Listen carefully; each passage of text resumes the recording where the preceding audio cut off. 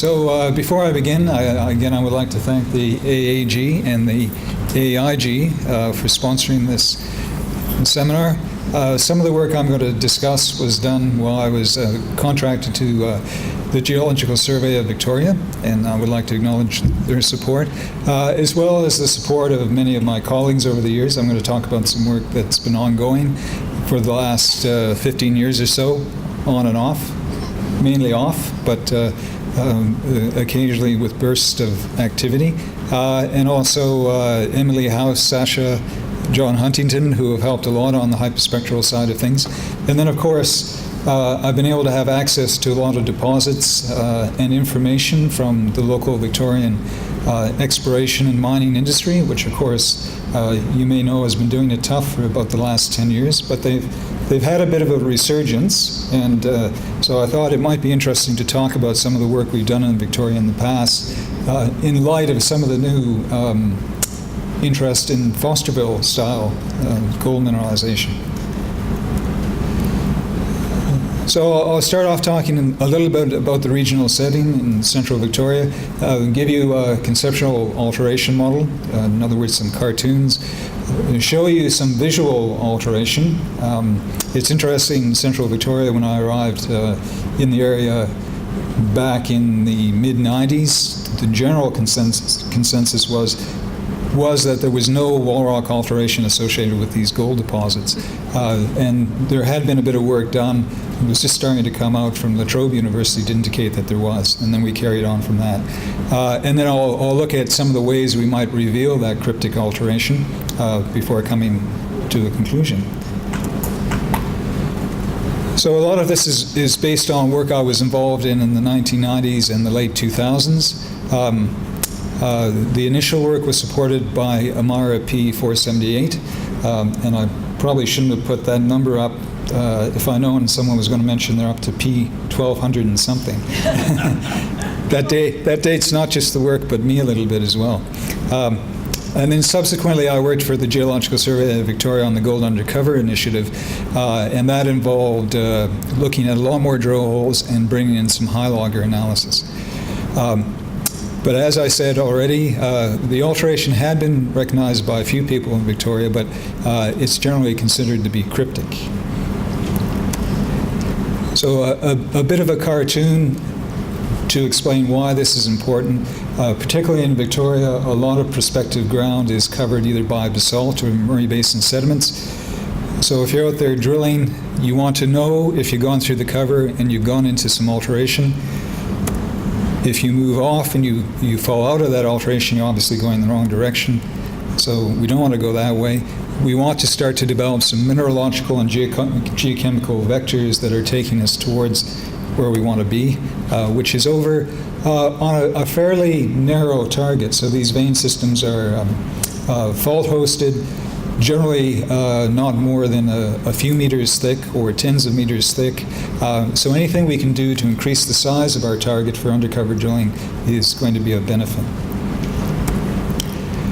So we've been working on a bit of a conceptual alteration model over the years. Perhaps not entirely well represented by this cartoon, but you can see we have these overlapping alteration halos. Probably the biggest one is a Ferroan carbonate halo, which could extend anywhere from hundreds to tens of meters out from the mineralized structure. A sericide zone, which is associated with a bleached appearance in the drill core, and has a characteristic shortwave infrared signature. And we can also characterize it with 4-acid or whole rock geochemistry. And then we'll have an interior or proximal sulfide zone, which actually can extend out quite some distance. One of the problems we've had doing a lot of this work is defining what the regional background is going to be, because most exploration companies tend not to drill out in complete moose pasture. So it was difficult to find material that had no evidence of mineralization or alteration associated with it. Now, in spite of that cartoon I showed you, I think it's important to have a realistic concept of what the alteration entails. It isn't pervasive. These deposits are structurally controlled, so fluid flow is structurally controlled. Therefore, you wouldn't necessarily expect the hydrothermal alteration to pervasively infiltrate all the rocks. And to illustrate that, I put up a histogram of the arsenic levels of samples of wall rock within 10 meters of mineralization from the goldfields. And you can see, while the majority of the samples do have elevated arsenic above what you would consider to be background levels, there are some samples within close proximity to mineralization that have background or quite low levels. And people get a little bit worried about that you could be very close to mineralization and get something that doesn't really show the alteration. But that's the nature of the beast. So we have to think about that in spite of the cartoon I just showed you. So what it looks like in terms of the carbonate alteration is we can have both vein carbonates and disseminated ferroin carbonate associated with the mineralization. So the tray on the left is from Fosterville. This ferroin carbonate is not evident when the core is originally drilled. It becomes apparent after the core is oxidized for 6 months or more. And then, of course, we often have proximal arsenopyrite layers. Very nice example here from Bendigo. Well, one way we can bring that ferroin carbonate staining out immediately when we drill the core is staining with potassium ferrocyanide solution. So here's an example of drill core before staining. And then after staining, you can see that's brought out the ferroin, probably a ferroin dolomite or an anchorite quite beautifully in the drill core. But in addition to that, even the wall rock, the sandstone wall rock, contains a lot of disseminated ferroin carbonate spotting. So we can see that there, a scale bar of about 1 millimeter. And that's come up quite well. And you can detect quite low levels of ferroin carbonate using staining, probably to below 1% with a bottle of potassium ferrocyanide and a hand lens. The other thing to point out on this close-up of a bit of drill core is that we also see disseminated pyrite overlapping with some of the ferroin carbonate alteration.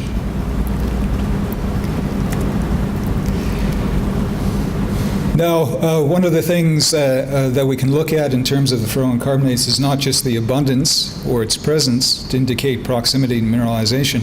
We can also infer its composition from geochemical data. If we do have carbonate analysis for the samples, we can plot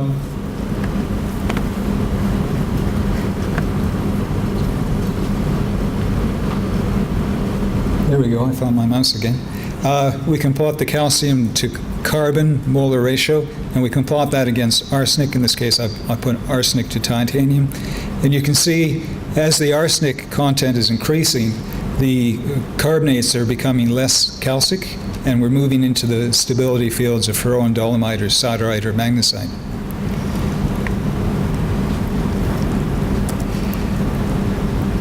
We've just heard about trace elements in pyrite around orogenic gold deposits. On the left, a backscattered image, and the lighter colored areas are arsenic-rich zones within that pyrite. And if you do microprobe analysis, although I don't know that anyone does microprobe analysis anymore these days, but we did back in the 90s, we probed these disseminated pyrite, and you can see the increasing trend with arsenic content in percent on the y-axis. You can see the increasing arsenic content of that pyrite as we get close to a mineralized zone. And once we're that close, we start to see arsenopyrite.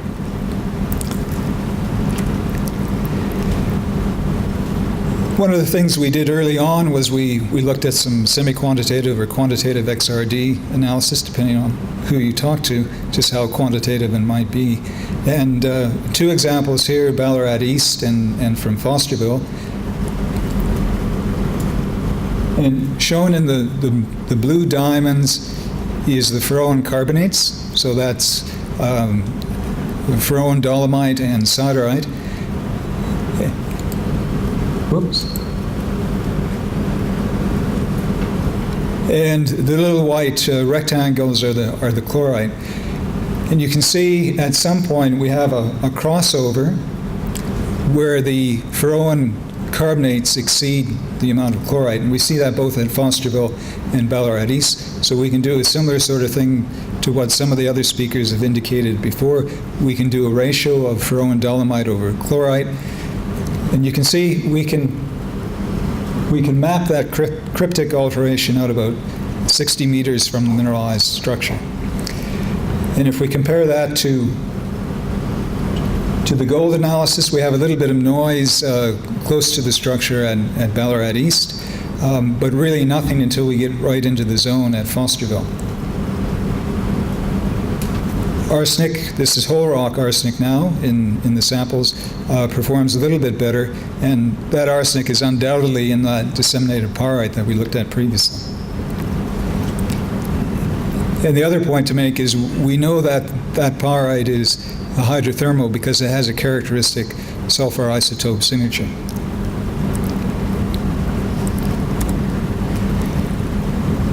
So I'm going to show you a little bit more data from Ballarat East. As I said, we collected an array of samples on selected cross-sections across a variety of deposits in central Victoria. We then did select one drill hole from each of the goldfields we looked at for HYLOGGER analysis. So that's that drill hole shown in red. And in addition, and this goes back to the time where the HYLOGGER 3 was just being designed, we also did thermo-infrared analysis of that particular drill hole. Or I should say CSIRO did. So one of the things we see in a number of these deposits is a characteristic shift in white mica composition. So we've had a bit of background on that. And you can see, now I plotted arsenic on the x-axis as an indicator of proximity to mineralization. And then we've got that wavelength position on the y-axis. And we have a transition from phingite to muscovite. Also shown are the alteration assemblages for those samples. Now these are analysis of coarse crush splits from the hand samples that we did geochemistry on. So these are individual core samples. And plotted those up. We have a complexity at Ballarat East because kaolinite is part of the alteration assemblage associated with mineralization at Ballarat.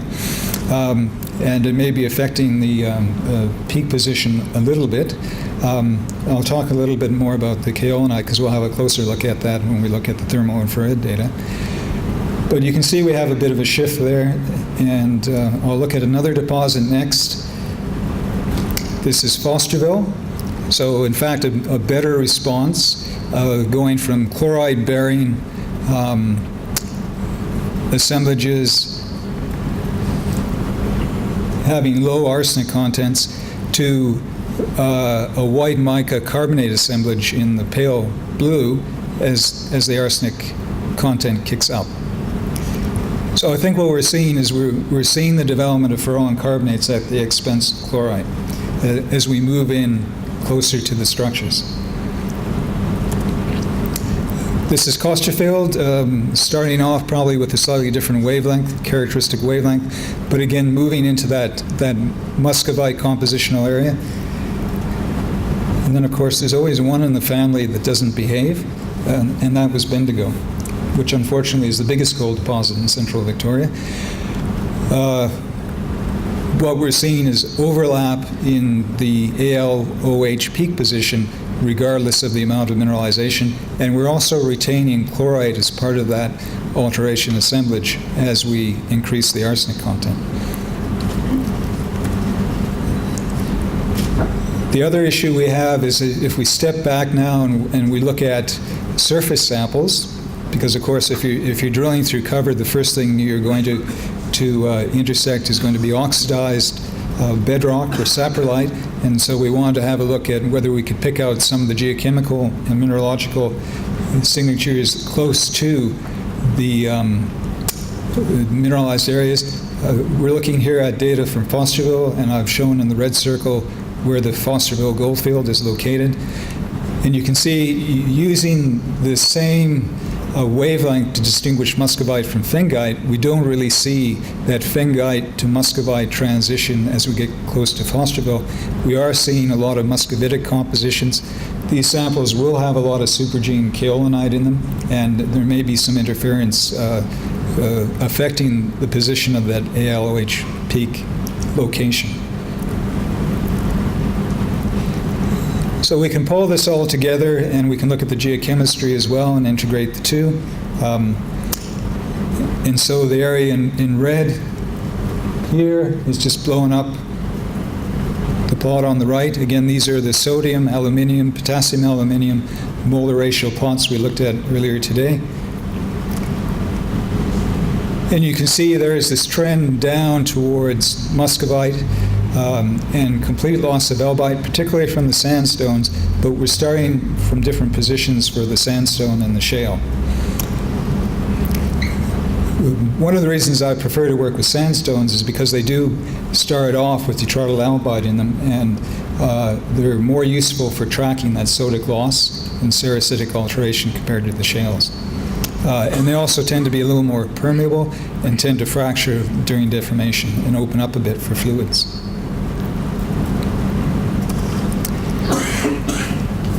So we'll quickly look at some, some HYLOGGER data before finishing up. So this is a summary of Ballarat, the Ballarat East drill hole. So the top summary is the relative abundance of iron carbonate. And you can see we have areas where the iron carbonate is kicking up, generally close to faults, and the faults with the indicated by the yellow dashed lines are mineralized. The ratio of white mica to chlorite is in part sensitive to changes in lithology, so we do have a lithological effect upon which we are superimposing the alteration. That's something always to keep in mind when you're looking at your mineralogy. The alteration mineralogy is always going to be a function of your starting material, and so you're superimposing on a variable background. So we do have some complexity in there, but in general, the ratio of white mica to chlorite increases near a fault structure. And then we have this transition from fingite, more of a background signature, to muscovite. And if we look at some of the thermal infrared data from the same drill hole, again, I mentioned this before, we're seeing kaolinite increase near faults and near mineralized structures. So here, and here. This has caused a lot of debate. These are quite deep drill holes. This one was drilled from underground, probably 300 or 400 meters depth. There was some suggestion or discussion about whether this was a deep supergene effect from circulating groundwaters. But if you think about it, if you start with chlorite and you destroy the chlorite and convert it to ferroin carbonates by adding CO2 to the rock, what you're going to be left with is aluminium and silica. And if we have a low potassium activity in the mineralizing fluid, we probably would end up with kaolinite rather than a white mica. So I think it could be hypogene, but I think more work needs to be done on that. The other thing we see from the thermal infrared is that the albite abundance is also decreased in those areas. So you can see when we get close to these mineralized structures, we're losing our detrital albite. And the quartz abundance is going up and the carbonate abundance is going up. So to summarize the short wave signatures for these deposits, again, now these summaries are derived from the HYLOGGER data. So I plotted the wavelength of the ALOH on the x-axis. You can see we have a good separation of Fosterville. Not too bad at Ballarat, and maybe a couple of populations. Costerfield, again, three modes in the data, but complete overlap of the white mica chlorite and white mica carbonate assemblages at Bendigo. So Bendigo, again, is not behaving very well. So in summary, we have a Ferroan carbonate halo around most central Victorian goldfields. I might point out we did look at Malden. I haven't put it in as a case study because it's been contact metamorphosed, and so we've lost the carbonate. I believe this Ferroan carbonate is forming at the expense of chlorite, which is probably a regional background mineral in the stratigraphy. We have an increase in white mica relative to chlorite and detritalapatite, which defines this overlapping sericite alteration halo. At least at Ballarat, Fosterville, and Costerfield, we have this characteristic shift from thengitic to white mica compositions to more muscovitic compositions, and we don't really see that at Bendigo or Castlemaine. And then we have an intersulfidic halo characterized distally by disseminated pyrite and proximally by disseminated arsenopyrite. Within that disseminated pyrite, we have some characteristic trace elements. So pulling all that together, I believe we can vector effectively within central Victoria. Thanks.